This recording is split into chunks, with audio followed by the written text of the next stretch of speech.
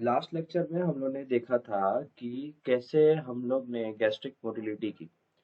तो gastric motility basic electrical rhythm समझने के बाद अब गैस्ट्रिक एम्पटिंग देखेंगे कि गैस्ट्रिक एम्पटिंग होती कैसे है, सारे जो सेक्रेशन है, जो स्टमक में स्टोर्ड फूड है वो ड्यूडेनम में कैसे जाता है। तो normally food stay in the stomach for 2.5 or 3 hours on a mixed diet. When a food enters the stomach, it relaxes primarily the fundus. तो जब फूड एंटर करता है स्टमक में तो इट रिलैक्स, हाँ रिलैक्स करेगा तभी तो जगह बनेगी ना, तभी तो फूड वहां पर स्टे हो सकता है। तो बाय रिफ्लेक्सेस प्रोसेस, तो कैसे करता है, by reflex process to easily accommodate 1 to 2 litre of food called receptive relaxation. तो क्या होता है कि जैसे ही फूड ईसोफेगस से, ईसोफेजियल स्फिंक्टर से नीचे उतरता है, स्टमक में आता है, फंडस रीजन में आता है, तो ये फंडस रीजन ऊपर होता है। तो इससे क्या होता है कि जो रिसेप्टर्स होते हैं फंडस के, वो क्या होते हैं, वो क्या करते हैं, फंडस को रिलैक्स करवाते हैं और फूड को एकोमोडेट कराते हैं। इसको क्या कहते हैं, रिसेप्टिव। कितना लीटर फूड एंटर हो सके, 1 to 2 लीटर, इसको बोलते हैं रेसेप्टिव रिलैक्सेशन। तो ये होता कैसे, इनिशिएट, ये जब रेसेप्टिव रिलैक्सेशन हो जाता है तो ये इनिशिएट करता है vasovagal reflex producing receptor without much increase in pressure. तो जब रिसेप्टर क्या करते हैं, वेसोवेगल रिफ्लेक्स, जो जो वेगस नाम है उसको स्टिमुलेट करते हैं और वेसो कॉन्स्ट्रिक्शन करा के रिफ्लेक्स, वेसोवेगल रिफ्लेक्स के through producing receptive relaxation without much increase in pressure. अब प्रेशर क्यों नहीं इंक्रीज हो रहा, तो ऑब्वियसली जब कोई चीज खाली हो रही है तो भर भी रही है, तो ज्यादा कुछ प्रेशर में चेंजेस आता नहीं क्योंकि फूड भी तो एकोमोडेट हो रहा है। This serve to mix the food and control its delivery to duodenum. तो अब ये क्या करेगा, फूड को मिक्स करेगा और क्या कंसीडर करेगा कि इसकी डिलीवरी ड्यूडेनम में करेगा। तो अब तक तो कोई बड़ी बात हम लोग ने की नहीं है गैस्ट्रिक एम्पटी में, हमने अब तक यही एक्सप्लेन किया है कि जो ड्यूडेनम से फूड आया, इसोफेगस से फूड आया, किसमें, हमारे स्टमक में आया, वो फूड को हमने क्या किया, वो फूड उसके लिए जगह बनाई, तो रेसेप्टिव रिलैक्सेशन, तो फूड को स्टोर करने के लिए 2 3 आवर स्टोर होता है। और उसके बाद उसको धीरे धीरे हम ड्यूडेनम में, और कैसे हुआ, वेसोवेगल रिफ्लेक्स से हुआ, without much increase in pressure. Pressure increase क्यों नहीं है, क्योंकि फूड भी तो आ रहा है, वॉल्यूम भी तो भर रहा है, तो ज्यादा कुछ प्रेशर में इंक्रीज नहीं होता। और this serve to mix the food and the control its delivery to duodenum. क्या करेगा, वो फूड को मिक्स करेगा और कंट्रोल करेगा इट्स डिलीवरी टू ड्यूडेनम। सारा फूड ड्यूडेनम में एक साथ चला गया तो एसिड भी चला जाएगा और ड्यूडेनम में अल्सर हो जाएगा, बहुत दिक्कत हो जाएगी, सारे एंजाइम इनएक्टिवेट हो जाएंगे। तो ये बहुत इंपॉर्टेंट है कि वो ड्यूडेनम में कोई चेक लगाओ, कि स्टमक में ड्यूडेनम से जाने से पहले कोई चेक लगाओ, ताकि क्या जो फूड है वो डिलीवर क्या हो सके, आराम से हो सके, और जितना चाहिए उतना हो सके। तो gastric gastric emptying begins as soon as large part of gastric content become fluid enough to pass through the pylorus। तो गैस्ट्रिक एम्पटिंग स्टार्ट कब होगी, ये हमें पता होना चाहिए। तो गैस्ट्रिक एम्पटिंग जब स्टार्ट होगी, जब मैक्सिमम पार्ट क्या होगा, जो हमारा गैस्ट्रिक कंटेंट है, जो हमने फूड खाया, जो बोलस खाया, वो become fluid enough to pass through the pylorus. तो वो पायरोलस स्पिंटर, जो पायरोलस ग्लैंड, पायरोलस रीजन है, वहां पे एक पायरोलिक स्पिंटर है, उससे पास होने के लिए उसको फ्लूइड बनना पड़ेगा। और उस फ्लूइड तब तक नहीं बनेगा जब तक वो क्या करेगा, वो पास नहीं करेगा उस स्पिंटर से। तो ये काम हो गया कि फ्लूइड कंटेंट पास होगा, fluid become fluid enough to pass through the pylorus. ये इजी पॉइंट था। तो force of gastric peristalsis which determine emptying and not the variation in tone of pyloric sphincter. बहुत बहुत बहुत इंपॉर्टेंट पॉइंट। तो ये very important point को mark करके रखो कि फोर्स ऑफ गैस्ट्रिक पेरिस्टाल्सिस। अब मैंने आपको ये पढ़ाया क्यों था कि मोटिलिटी ऑफ स्टमक कैसे होती है। तो मोटिलिटी ऑफ स्टमक, जो कैजल सेल्स ऑफ कैजल जो स्टिमुलेशन दे रहे थे, उससे वो क्या हो रहा था कि पूरे स्टमक पे ट्रैवल कर रही थी और उसको क्या कर रही थी, उसको क्या कर रही, कॉन्ट्रैक्ट करा रही थी, और इससे क्या होगा, पेरिस्टाल्सिस होगी। तो force of gastric pressure determine emptying. तो जो ये पेरिस्टाल्सिस हुई, ये डिटरमाइन करती है, क्या डिटरमाइन करती है, हमारा कितना फूड कहाँ जाएगा, ड्यूडेनम में जाएगा, ना कि variation in tone of pyloric sphincter. तो एक मिसकंसेप्शन रहता है कि पायरोलिक स्फिंक्टर कंट्रोल कर रहा है इस प्रोसेस को, लेकिन जो जा रहा है ड्यूडेनम में नहीं। लेकिन यहाँ पर मेन कंसेप्ट है कि force of gastric reflex which determine the emptying. तो एम्पटिंग डिटरमाइन कौन करता है, तो वो डिटरमाइन पेरिस्टाल्सिस करता है। वेरी वेरी इंपॉर्टेंट पॉइंट, इसको कंफ्यूजन में मत लेना, ये कंफ्यूजन नहीं करना, इसको याद रखना कि जो गैस्ट्रिक एम्पटीन है वो गैस्ट्रिक पेरिस्टाल्सिस से होती है, ना कि टोन ऑफ पायरोलिक स्फिंक्टर। मतलब स्फिंक्टर यहाँ काम नहीं कर रहा, यहाँ पेरिस्टाल्सिस से क्या होगा, काम होगा, यहाँ पर पेरिस्टाल्सिस से काम होगा, ठीक है। This the pyloric sphincter has a limited function in control of gastric emptying. इसका लिमिटेड फंक्शन होता है किसका, पायरोलिक स्फिंक्टर का। Gastric entry will be normal if the pyloric sphincter is held open. Very important line. अगर ये line कहीं पे लिख दी जाए और हमने पहले पढ़ा ना हो स्टमक को, तो हम इस स्टेटमेंट को रॉन्ग करके आएंगे। क्यों रॉन्ग करके आएंगे? क्योंकि हमें ये पता ही नहीं होगा गैस्ट्रिक एम्पटिंग का कंसेप्ट। तो gastric emptying will be normal अगर pyloric sphincter is held open. Pyloric sphincter को मैं अगर ओपन भी रख दूं तो क्या है, गैस्ट्रिक एम्पटिंग पे इतना नॉर्मल रहेगी। वो जितना फूड ड्यूडेनम में जा रहा है वो किसके मदद से जा रहा है? पेरिस्टालसिस के मदद से जा रहा है। ये समझना बहुत इंपॉर्टेंट है, इसको प्लीज समझ लीजिए। अगर नहीं समझ में आता वीडियो को वापस देखिए, अगर और भी नहीं समझ में आता तो प्लीज कमेंट कीजिए, मैं इसको और बताऊंगा। लेकिन आप ये समझ लीजिए कि पायरोलिक स्फिंक्टर क्या है। पायरोलिक स्फिंक्टर को अगर मैं हेल्ड ओपन भी कर दूं तो भी मेरी गैस्ट्रिक एम्पटिंग नॉर्मल रहती है, क्योंकि वो पायरोलिक स्फिंक्टर की टोन पे डिपेंड ही नहीं कर रही है, वो डिपेंड कर रही है स्टमक की पेरिस्टालसिस से, जो मैंने डीपोलराइजेशन आपको समझाया था, जो हर 20 सेकंड में क्या करता है स्टमक करता है, और 1 मिनट में 3 बार करता है डीपोलराइजेशन, जिससे वो कॉन्ट्रैक्ट होता है, पेरिस्टालसिस करता है। तो यहाँ पर मैंने ऐसे ग्राफ बनाया स्पाइक पोटेंशियल का, कि बेसिक इलेक्ट्रिकल रिदम मैंने समझाई है। तो अब बेसिक इलेक्ट्रिकल रिदम क्या है? जो नॉर्मल स्टेट ऑफ स्टमक है, जब उसमें फूड आया नहीं है और नॉर्मल बेसिक इलेक्ट्रिकल रिदम चल रही है। तो जब फूड आने वाला होगा तो कौन सा सिस्टम काम करता है? सीएनएस, सेंट्रल नर्वस सिस्टम काम करता है। और वो जब हमने सिफिलिक फेज देखा था, वो क्या कराता है? एसिड का सेक्रेशन बढ़ाता है। तो ये बी आर को मैं बढ़ाऊंगा ताकि मोर पेरिस्टालसिस हो, ज्यादा सेल इनिशिएट हो, और इससे क्या हो, ज्यादा सेल इनिशिएट हो, और इससे क्या हो कि पेरिस्टालसिस बढ़े और सेक्रेशंस रिलीज हो। तो देखो धीरे धीरे ग्राफ की टोन बढ़ रही है, धीरे धीरे ग्राफ की टोन बढ़ रही है। तो ये इलेक्ट्रिकल सिग्नलिंग बढ़ रही है, पेरिस्टालसिस बढ़ रही है, जैसे जैसे फूड, जैसे जैसे एसिटाइल कोलिन रिलीज हो रहा है, तो ये सेक्रेशंस को बढ़ा रहा है। फिर मैंने आपको पढ़ाया था कि गैस्ट्रिक सेक्रेशन को कोई चीज कम भी करती है, तो इसी ग्राफ से वो एपिनेफ्रिन का ग्राफ देखो, धीरे धीरे जो स्पाइक्स है वो कम हो रही हैं। और एक में लास्ट वाले ग्राफ में तो ये देखो कि वो स्पाइक एकदम फ्लैट हो गई है, मतलब वो स्पाइक दिख ही नहीं रही है। तो ये क्या हुआ कि गैस्ट्रिक सेक्रेशन को मैंने रोक दिया, मतलब तो एसिटाइल कोलिन सेक्रेशन बढ़ाता है, एफिनेफ्रिन को सेक्रेशन कम करता है। और ये जो ग्राफ मैंने बनाया ये बेसिक इलेक्ट्रिकल रिदम का ग्राफ है। यहाँ तक की बात कंप्लीट हुई। अब gastric emptying result from a progressive wave of contraction. तो gastric emptying result from progressive wave of contraction, तो मैंने कहा था कि पेरिस्टालसिस होगी, कॉन्ट्रैक्शन होगा, तभी जो फूड डिसाइड कर रहा है वो पेरिस्टालसिस डिसाइड कर रही है, ना कि tone of pyloric sphincter. Contraction of antrum is followed by sequential contraction of pyrolic region and the duodenum. Therefore, all of this function as a unit. तो contraction of antrum होगा, तो उसी के sequential event में contraction of pyrolic region होगा, and then the duodenum. Therefore, all ये सब कैसे function करते हैं, unit कैसा काम करते हैं, ठीक है। If antrum contraction ahead of advancing gastric contents prevents solid masses from entering the duodenum, therefore gastric content are ejected in small amounts at a time into a small intestine. ये point को भी important mark करके रखिए, मैं इसको read करता हूँ, easily समझेंगे इसको। इन एंट्रम जब पायरोलिक रीजन के पास होता है, contraction ahead of advancing gastric contents. तो कॉन्ट्रैक्शन कब होता है किसका?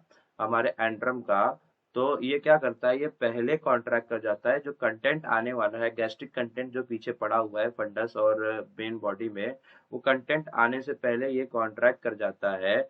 तो ये कॉन्ट्रैक्ट करने से क्या होता है कि जो जो बड़े मासेस होंगे, ल्यूमेन छोटा हो जाता है, कॉन्ट्रैक्शन से ल्यूमेन छोटा हो जाता है, तो एंट्रम का ल्यूमेन छोटा हो जाएगा। तो एंट्रम का ल्यूमेन जब छोटा हो जाएगा तो इसमें से सॉलिड मास पास नहीं कर सकता।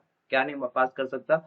सॉलिड मासेस पास नहीं कर सकते फ्रॉम द ड्यूोडेनम में। सॉलिड मास नहीं जाना चाहिए, हमने कहा था कि जब तक फ्लूइड स्टेज ना आ जाए तब तक ड्यूोडेनम में फूड को नहीं भेजना चाहिए। नॉर्मल स्टेट की बात कर रहे हैं हम लोग।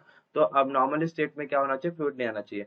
तो ये जो इसको हम प्रिवेंट कैसे करते हैं कि सॉलिड मास उसमें ना चला जाए? तो हम इसको प्रिवेंट ऐसे करते हैं कि हम जो हमारा एंट्रम है, पायरोलिक एंट्रम है, उसको पहले ही कॉन्ट्रैक्ट करा देते हैं कंटेंट आने से पहले, गैस्ट्रिक कंटेंट आने से पहले। तो इससे हम क्या चेक लगाते हैं कि सॉलिड मासेस हमारे एंटरिंग द डोडेनम में ना चले जाए।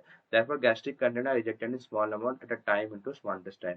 तो इस प्रायर कॉन्ट्रैक्शन से हम क्या करते हैं कि धीरे धीरे गैस्ट्रिक कंटेंट को कहाँ करते हैं, स्मॉल इंटेस्टाइन में इंजेक्ट करते हैं, धीरे धीरे डालते हैं ताकि स्मॉल इंटेस्टाइन उसको आराम से डाइजेस्ट कर सके, सारे एंजाइम उस पर काम कर सके और फिर उसका अब्जॉर्प्शन कर सके।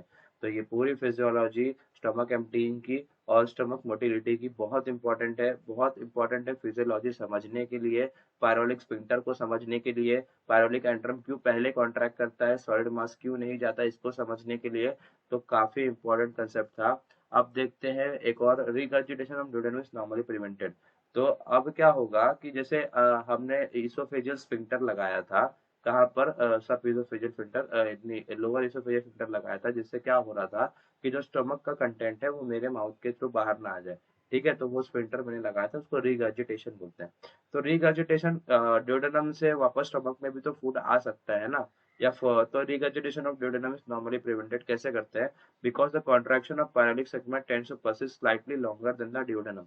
तो इससे क्या होता है कि जो पायरोलिक कॉन्ट्रैक्शन है वो ज्यादा देर तक होता है कंपेयर टू ड्यूडेनम। तो इससे होगा क्या, इमेजिन कीजिए, आप तो पायरोलिक स्फिंक्टर के पास बैठे हो और आगे ड्यूडेनम है, तो दोनों कॉन्ट्रैक्ट करेंगे, ठीक है, लेकिन जो पायरोलिक स्फिंक्टर है वो ड्यूडेनम से ज्यादा देर तक कॉन्ट्रैक्ट करेगा। इससे क्या होगा कि जब ड्यूडेनम कॉन्ट्रैक्ट करेगा तो पायरोलिक स्फिंक्टर पहले से कॉन्ट्रैक्ट हुआ पड़ा रहेगा, और क्या होगा कि ड्यूडेनम का कंटेंट रिटर्न नहीं जाएगा किसमें, पायरोलिक स्फिंक्टर में, या मतलब मेरे स्टमक में। तो क्या किया मैंने पायरोलिक स्फिंक्टर को इमेजिन किया और आगे ड्यूडेनम रखा। मैंने क्या किया, पायरोलिक स्फिंक्टर भी कॉन्ट्रैक्ट किया, ऐसे यूनिट काम करते हैं, और ड्यूडेनम भी कॉन्ट्रैक्ट किया, लेकिन जो पायरोलिक स्फिंक्टर है वो ज्यादा देर तक कॉन्ट्रैक्शन करता है, लेकिन ड्यूडेनम नॉर्मल कॉन्ट्रैक्शन करके वो अपने रिलैक्सेशन स्टेट में आ जाता है। तो जब तक ड्यूडेनम रिलैक्सेशन स्टेट में आएगा तब तक ये क्या है, ये अब तक कॉन्ट्रैक्ट है।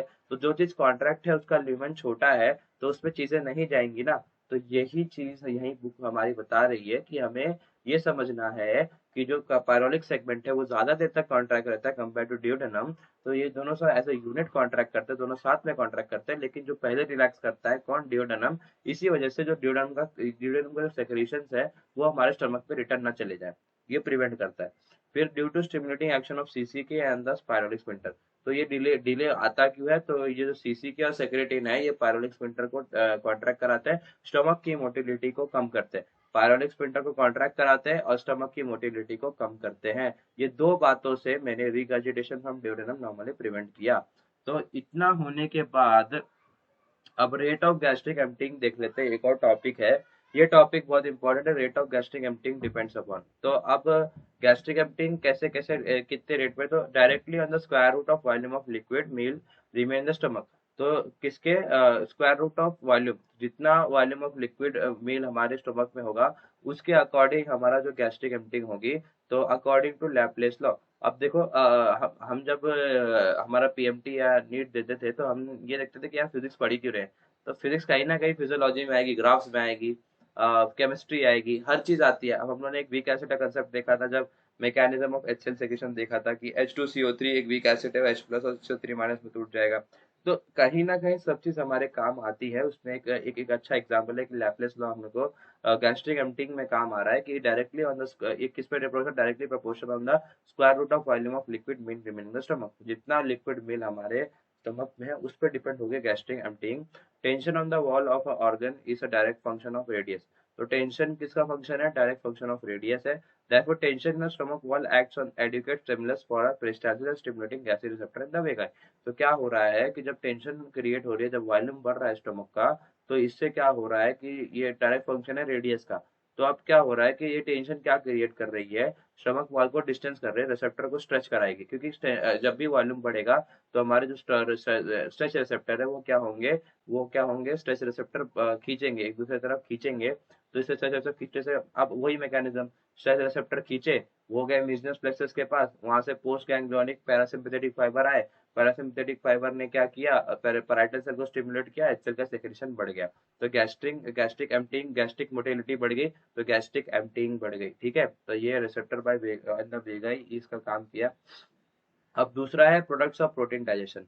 तो पहला तो था कि कितना वॉल्यूम ऑफ फूड हमारे स्टमक पे उस पर डिपेंड कर रहा है। ज्यादा वॉल्यूम होगा तो ज्यादा ज्यादा चीजें जोड़न में जाएंगी, कम वॉल्यूम होगा तो कम जाएंगी। तो उसके हिसाब से प्रोडक्ट ऑफ प्रोटीन डाइजेशन, जितना ज्यादा प्रोटीन डाइजेशन हो गया, जितना ज्यादा प्रोटीन ज्यादा उससे उतना ज्यादा स्टमक की ऑमटिंग होगी, उतना ज्यादा स्टमक खाली होगा, क्योंकि उसको फटाक से डाइजेशन भी तो कराना है। And acid in duodenum. तो प्रोडक्ट्स ऑफ प्रोटीन डाइजेशन बहुत इंपॉर्टेंट है कि products of protein digestion decide करता है, और एसिड इन डिओडेनम। तो अब क्या हो रहा है कि अगर एसिड इन डिओडेनम जा रहा है, तो वो क्या करेगा, स्टमक की मोटिलिटी को रोकेगा कि भाई और एसिड ना आ जाए, नहीं तो दिक्कत हो जाएगी। डिओडेनम में एसिड नहीं जाना चाहिए, ये बहुत इंपॉर्टेंट कंसेप्ट है, इसको याद रखना है।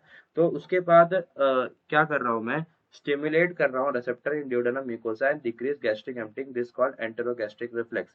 क्या कर रहा हूँ, जो ड्यूडेनम म्यूकोसा, ड्यूडेनम में भी रिसेप्टर होते हैं, उनको क्या, उनमें रिसेप्टर से क्या क्या कर रहा हूँ मैं, डिक्रीज कर रहा हूँ गैस्ट्रिक एम्पटिंग को, ताकि ज्यादा HCl मेरे पास ना आए। और इसको क्या बोलते हैं, एंटेरोगैस्ट्रिक रिफ्लेक्स। तो एंटेरोगैस्ट्रिक रिफ्लेक्स हम देख रहे हैं। तो ये बहुत इंपॉर्टेंट कंसेप्ट था, इसको एक बार रीड कीजिए, ठीक है। और उसके बाद size of duodenum osmoreceptor, very very important concept. Osmoreceptor क्या होता है, तो हाई ऑस्मोरिसेप्टर नाम से बता रहा है कि osmotic pressure, hyper osmolar, hypo osmolar. तो हाइपो ऑस्मोलर काइम मतलब hyposmolar chyme in duodenum cause distension of osmoreceptor, thereby inhibiting the rate of gastric emptying। ठीक है। हाइपर ऑस्मोलर काइम आया, ठीक है, तो इससे क्या होगा, जैसे हाइपर ऑस्मोलर काइम क्या हो सकता है, जो ज्यादा फैट रिच फूड हो गया, ज्यादा कार्बोहाइड्रेट रिच फूड हो गया, ठीक है, तो ये हाइपर ऑस्मोलर काइम होगा। इसमें आयंस ज्यादा नहीं होंगे, कटायंस ज्यादा नहीं होंगे। तो ये क्या करेगा, डिस्टेंशन ऑफ ऑस्मोरेसेप्टर कराएगा, thereby inhibiting rate of gastric emptying। तो ऑब्वियसली क्यों रोक रहा है किसको, रेट ऑफ गैस्ट्रिक एम्पटिंग को, इसलिए रोक रहा है ताकि इसको फूड को डाइजेस्ट करने का टाइम मिल जाए। क्या मिल जाए, फूड को डाइजेस्ट करने का टाइम मिल जाए। अब देखेंगे हाइपर ऑस्मोलर में क्या हो रहा है। हाइपर ऑस्मोलर समझ गया होगा, फूड को डाइजेस्ट करने का टाइम चाहिए, इसी वजह से ऑस्मोरेसेप्टर क्या कर रहे हैं, इनहिबिट कर रहे हैं गैस्ट्रिक एम्पटिंग को।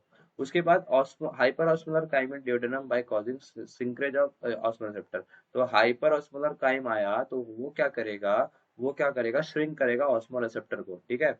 एक क्या कर रहा था, डिस्टेंस कर रहा था ऑस्मोरेसेप्टर को, लेकिन अब ये श्रिंक करेगा, लेकिन markedly inhibit the gastric emptying, this effect as a neural in origin.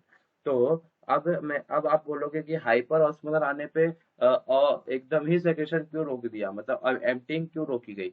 तो हाइपर ऑस्मोलर पकड़ लो तो प्रोटीन रिच डाइट हो गया, और उसमें HCl का कंटेंट ज्यादा हो गया, तो वही बात फिर से घूम के आ गई कि HCl का कंटेंट ज्यादा हो गया, ड्यूडेनम में HCl आना नहीं चाहिए। तो ऑस्मोरेसेप्टर क्या करते हैं, इनहिबिट करते हैं, एकदम डायरेक्टली इनहिबिट करते हैं गैस्ट्रिक एम्पटिंग को। This affect our neural in origin, ठीक है, ये न्यूरल इन ओरिजिन है, मैं इसको पूरा समझा चुका हूँ। तो बस आप अगर सारे वीडियो पहले देखें तो आपको ये कंसेप्ट बहुत आसानी से समझते जाएंगे, आप खुद भी रिलेट कर सकते हैं कि कौन सी चीज कैसे हो रही है, ठीक है। उसके बाद only small amount of nutrients are absorb in the stomach because its epithelial cells are impermeable to most substances, tight junctions. मैंने कहा था कि जंक्शंस का इंपॉर्टेंस बहुत है, गैप जंक्शंस देख लिया, टाइट जंक्शंस देख लिया। टाइट जंक्शन होने की वजह से स्टमक में क्या होता है, एपिथेलियल सेल्स में टाइट जंक्शन है, तो इम्पर्मिएबल टू मोस्ट सब्सटेंस होती है, इसी वजह से small amount of nutrients absorb. अब ये देखते हैं कि type of food ingested gastric emptying. Carbohydrate food खाया तो rapid with in a few hours. तो कार्बोहाइड्रेट फूड खाते ही रैपिडली क्या होगा, फ्यू आवर्स में क्या हो जाएगी, हमारी स्टमक एम्प्टी हो जाएगी। प्रोटीन रिच डाइट में और स्लो, और फैट रिच डाइट में स्लोएस्ट एम्प्टिंग होगी। ये हम देख चुके हैं, 4 to 6 आवर, 6 to 8 आवर, और मतलब 6 8 to 10 आवर्स ऐसे फूड स्टोर होता है स्टमक में। Depends upon diet, depends upon हमारे हम डाइट क्या ले रहे हैं, उस पर हमारे एम्प्टिंग डिपेंड करेगी। उसके बाद मिसलेनियस फैक्टर देख लेते हैं, तो inhibited by gastric inhibitory peptide, ये हम देख चुके हैं। CCK देख चुके हैं, सेक्रेटिन देख रहे हैं, ये सब क्या करते हैं, स्टमक मोटिलिटी को कम करते हैं। वेगोटॉमी भी बता चुका हूँ मैं, फियर बता चुका हूँ, depression fear. Peptide gamma gamma, ये पेप्टाइड गामा गामा को मार्क करो, और कमेंट सेक्शन में बताना कि पेप्टाइड गामा गामा क्या होता है और इसका क्या फंक्शन है, ठीक है। उसके बाद स्टिमुलेटेड गैस्ट्रिन और एक्साइटमेंट, तो एक्साइटमेंट में गैस्ट्रिन रिलीज करने में क्या होगा, हमारी गैस्ट्रिक मोटिलिटी क्या होगी, स्टिमुलेट होगी, ठीक है। अब एक कंसेप्ट और आता है, हंगर कॉन्ट्रैक्शन। तो हंगर कॉन्ट्रैक्शन किससे कहते हैं, ठीक है। तो व्हेन स्टमक इज एम्प्टीड, तो जब स्टमक एम्प्टी हो जाता है तो mild peristaltic concept begin which are associated with migrating motor complex. तो जब स्टमक क्या होता है, एम्प्टी हो जाता है, तो mild peristaltic contraction begin which are associated with migrating motor complex. तो व्हेन स्टमक इज एम्प्टीड, अब स्टमक खाली हो गया, खाली स्टमक का शेप जे शेप होता है। माइल्ड पेरिस्टाल्टिक कॉन्ट्रैक्शन बिगिन, तो धीरे धीरे क्या होता है, माइल्ड पेरिस्टाल्टिक कॉन्ट्रैक्शन स्टार्ट हो रहा है which is associated with a migrating motor complex. मैंने BER बताया, बेसिक इलेक्ट्रिकल रिदम, जो हार्ट जब हमें जो हमेशा चलते रहती है हमारे स्टमक में। और माइग्रेटिंग मोटर कॉम्प्लेक्स, जब स्टमक एम्प्टी हो जाता है तो धीरे धीरे माइल्ड पेरिस्टाल्टिक कॉन्ट्रैक्शन स्टार्ट होता है, उसको माइग्रेटिंग मोटर कॉम्प्लेक्स कहते हैं। They gradually increase in intensity over a period of hours. This hunger contraction can be felt and may be even mildly painful, associated with the sensation of hunger. तो obviously आप अगर जब हम खाना नहीं खाते हैं तो गुड़गुड़ आवाज आती है ना पेट से, वो हंगर कॉन्ट्रैक्शन, हमारा स्टोमक को अगर फूड ना मिले तो वो उसमें माइग्रेटिंग मोटर कॉम्प्लेक्स काम करती हैं, और ये क्या करती हैं, हमारे कॉन्ट्रैक्शन को बढ़ाती हैं। और ये अगर ज्यादा देर तक फूड ना खाए तो ये माइल्डली पेनफुल भी हो सकती है, सेंसेशन ऑफ हंगर। तो सेंसेशन ऑफ हंगर हमारा बॉडी खुद दे रही है, इसीलिए जब गुड़गुड़ करे तो खाना खा लेना चाहिए। जब इसके लिए फास्टिंग करने टाइम गुड़गुड़ाहट हमको ये सुनाई देगी, जो फास्टिंग करते हैं उन्हें समझ में आएगा। अब थोड़ा सा समझ लेते हैं कि ये एमएमसी काम कैसे करता है, ठीक है, ये एमएमसी काम कैसे करता है। तो modified pattern of electrical motor activity is in a smooth muscle of the GIT, this motor activity is initiated by motilin. कौन सी चीज काम कर रही है, मोटिलिन काम कर रही है। And migrate, motilin is a hormone, motilin and migrate from stomach to distal ileum at a regular rate.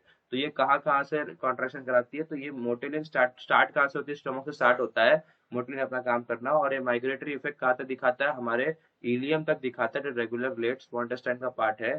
तो ये वहां तक 5 सेंटीमीटर पर मिनट का ट्रेवल करती है ये वेव ड्यूरिंग अ फास्टिंग। तो ये कब मॉडिफाइड पैटर्न ऑफ ये कब दिखाई देगा एमएमसी, ये एमएमसी जब दिखाई देगा जब हम फास्टिंग करेंगे। ईच साइकिल हैज 3 फेजेस, तो इस साइकिल के भी 3 फेजेस होते हैं।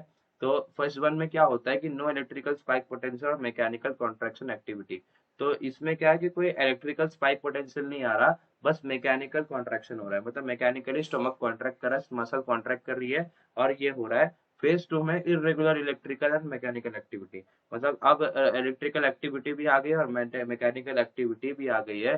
फेज थ्री में जब इंस्टेंट मतलब इंटेंस फास्टिंग कर ली, तो इरेगुलर इलेक्ट्रिकल एक्टिविटी और मैकेनिकल एक्टिविटी, इलेक्ट्रिकल एक्टिविटी तो कैजुअल सर करते हैं और मैकेनिकल एक्टिविटी हमारे मसल करेंगे। तो ये दोनों मिलके क्या करते हैं, क्या बनाते हैं, मॉडिफाइड मॉडिफाइड क्या करेंगे, मॉडिफाइड मोटर कॉम्प्लेक्स बनाएंगे। माइग्रेटिंग मोटर कॉम्प्लेक्स बनाएंगे, माइग्रेटिंग मोटर कॉम्प्लेक्स। ये स्टार्ट होती है स्टोमक से और एंड होती है इलियम में। और ये कब होती है माइग्रेटिंग मोटर कॉम्प्लेक्स, जब हम फास्टिंग करते हैं। इंटेंस फास्टिंग में हमारा फेज 3 आता है, जिसमें दोनों इलेक्ट्रिकल भी काम कर रहा है, मैकेनिकल भी काम कर रहा है, उसको कॉन्ट्रैक्ट करा रहा है ताकि हम फूड खाएं। और जब फेज 2 होता है तो उसमें इरेगुलर इलेक्ट्रिकल एक्टिविटी होती है, मतलब इरेगुलर थोड़ा बहुत इलेक्ट्रिकल एक्टिविटी भी हो रही है ताकि और कॉन्ट्रैक्शन बढ़े, और मैकेनिकल हो ही रहा है। और फेज 1 में सिर्फ मैकेनिकल काम करता है। जो हम रोज डे टू डे लाइफ देखते होंगे कि जब गुड़गुड़ करता है स्टमक, तो ये मैकेनिकल होता है। जब इंटेंस फास्टिंग करेंगे तो इसमें क्या होगा, और ज्यादा गुड़गुड़ाहट बढ़ेगी और फेज 3 आ जाएगा। इलेक्ट्रिकल इलेक्ट्रिकल भी काम करेगा, मैकेनिकल भी काम करेगा, और ये फेज 3। तो ये हंगर कॉन्ट्रैक्शन को समझ जाइए। ये क्या है, ये माइग्रेटिंग मोटर कॉम्प्लेक्स क्या है, ये modified pattern of electrical and motor activity हमारे स्टमक में होती है जब हम फास्टिंग करते हैं। तो इसका डेफिनेशन है, ये जीआईटी में, पूरे जीआईटी में होती है। कहाँ से, स्टमक से इलियम तक ट्रेवल करती है 5 सेंटीमीटर पर सेकेंड। तो यहाँ तक की हमारी बात पूरी हो गई। हमने पूरी स्टमक देख लिया। अब हमारे स्टमक टॉपिक में 2 टॉपिक्स बचे हैं, गैस्ट्रिक फंक्शन टेस्ट, ठीक है, और दूसरा टॉपिक है कि अप्लाइड एस्पेक्ट क्या है। हमने इतना सब कुछ पढ़ा लेकिन उसका अप्लाइड पढ़ना बहुत इंपॉर्टेंट है, अप्लाइड हमारे लिए सबसे ज्यादा इंपॉर्टेंट है एज अ डॉक्टर। तो गैस्ट्रिक फंक्शन टेस्ट देख लेंगे। उसके बाद क्या देख लेंगे, अप्लाइड एस्पेक्ट ऑफ गैस्ट्रिक, मतलब इसका क्या अप्लाइड एस्पेक्ट है स्टमक का। तो डाइजेस्टिव सिस्टम समझना बहुत इंपॉर्टेंट है। मैंने इसको बहुत डिटेल में, बहुत अच्छे से और ग्राफ बना के मोटिलिटी को समझाया है। इसको समझना इसलिए इम्पोर्टेंट है कि हमको फिजियोलॉजी समझ में आए।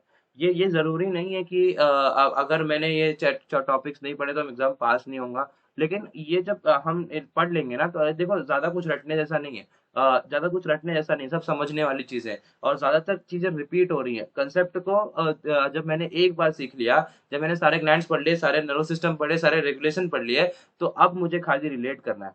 ये चैप्टर इतना बड़ा है नहीं, खाली दिखता बड़ा है लेकिन ये इतना बड़ा है नहीं। ये एज स्टमक इतना बड़ा चैप्टर लग रहा है लेकिन इसमें कंसेप्ट ही कुछ है। कुछ ही कंसेप्ट पे पूरा चैप्टर बेस है और घूम घुमा के हमें वो कंसेप्ट को अप्लाई करना है। तो हम यहाँ अप्लाई करेंगे, हम पेशेंट पे अप्लाई करेंगे, हम लाइफ में अप्लाई करेंगे। तो फिजियोलॉजी को जब आप अप्लाई करना सीख जाओगे ना कि ये कॉन्सेप्ट ऐसा ऐसा ऐसे ऐसे क्यों हो रहा है, ये न्यूरॉन क्यों आ रहा है, वो मीजल्स प्लेक्सस क्या काम कर रहा है, वो स्ट्रेस रिसेप्टर क्या काम कर रहा है, वो ऑस्मो रिसेप्टर क्या काम कर रहा है, जब हमको ये सब क्लियरेंस मिलते जाएगा ना धीरे धीरे कि क्यों इलेक्ट्रिकल सिग्नल एक्टिवेट हो रही, क्यों गैप जंक्शन है, क्यों टाइट जंक्शन है, तो ये सब बेसिक्स है।